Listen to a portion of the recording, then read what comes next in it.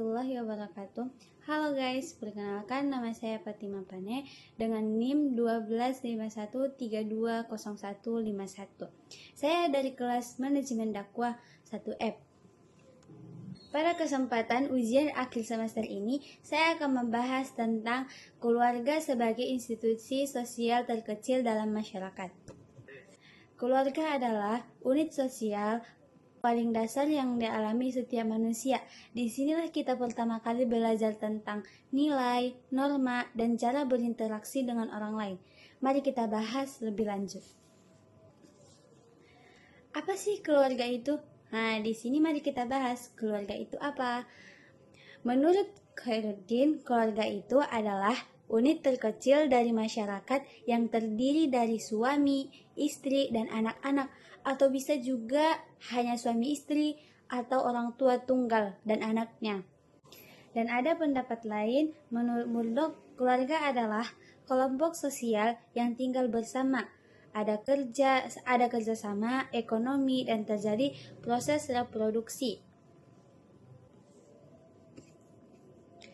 Ada beberapa karakteristik dalam keluarga. Yang pertama, ada ikatan perkawinan atau darah. Yang kedua, tinggal satu rumah. Yang ketiga, ada interaksi dan komunikasi. Yang keempat itu punya peran masing-masing, ayah, ibu, dan anak. Yang kelima, mempertahankan budaya bersama. Dalam keluarga juga memiliki fungsi, dan menurut Orbub dan Nivkov ada 7 fungsi keluarga.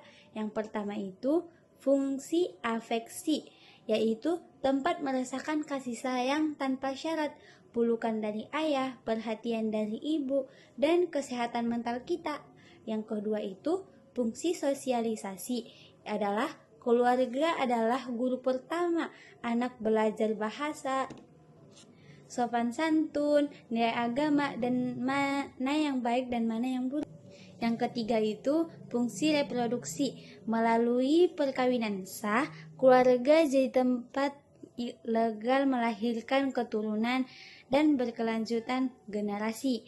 Yang keempat, fungsi ekonomi, yaitu ayah mencari nafkah, ibu mengatur keuangan, semua saling mendukung secara ekonomi. Yang kelima, fungsi proteksi.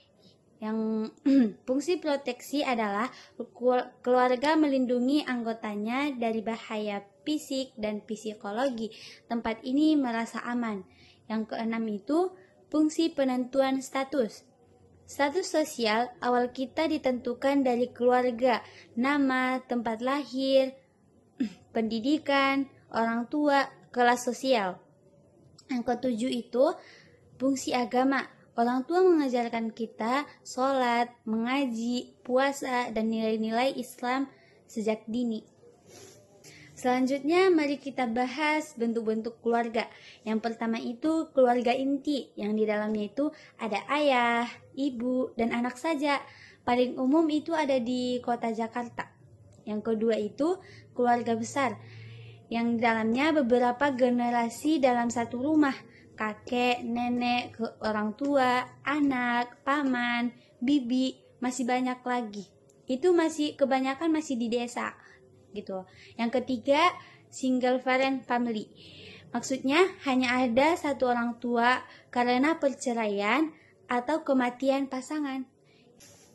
Yang keempat itu ada blended family. Maksudnya keluarga dari pernikahan kedua dengan anak dari keluarga sebelumnya. Nah, sekarang mari kita lanjut pembahasan kita, yaitu tentang perubahan keluarga di era modern. Yang pertama itu dari extended ke nuclear. Tentang urbanisasi membuat keluarga muda pindah ke kota dan hidup berpisah dari keluarga. Yang kedua itu perubahan peran gender. Dulu ayah kerja, ibu di rumah. Sekarang banyak ibu yang bekerja dan ayah yang tinggal di rumah. Yang ketiga itu fungsi ekonomi melemah. Banyak kebutuhan dipenuhi dari luar, makan di warteg, cucian di laundry, dan lain-lain. Yang keempat itu digitalisasi. komunikasi lewat WhatsApp. Anak main gadget, quality time berkurang. Jadi lebih banyak ke gadget gitu, jadi kurang quality time. Yang kelima itu fungsi sosialisasi berkurang. Sebagian diambil alih sekolah, daycare, dan internet. Contoh kasus nyata itu yaitu mahasiswa rantau, jauh dari orang tua, rindu kasih sayang orang tua, harus atur uang sendiri, cari makan sendiri. Kita mencari keluarga pengganti. Nah, ya, contoh lainnya tentang working parents, yaitu anak dititip daycare atau disuruh nenek, quality time cuman weekend. Anak lebih banyak belajar dari sekolah daripada orang tua. Yang contoh selanjutnya, keluarga digital, makan bareng tapi semuanya malah sibuk main HP. Main HP sendiri. Solusi buat aturan, no gadget saat makan, family time, weekend, sholat berjamaah. Yang kelima itu contohnya broken home. Angka perceraian meningkat, tampaknya trauma psikologi anak, kesulitan hubungan sosial, motivasi belajar menurun. Solusi Islam untuk keluarga yang harmonis. Yang pertama, pilih pasangan yang berakhlak dan beragama.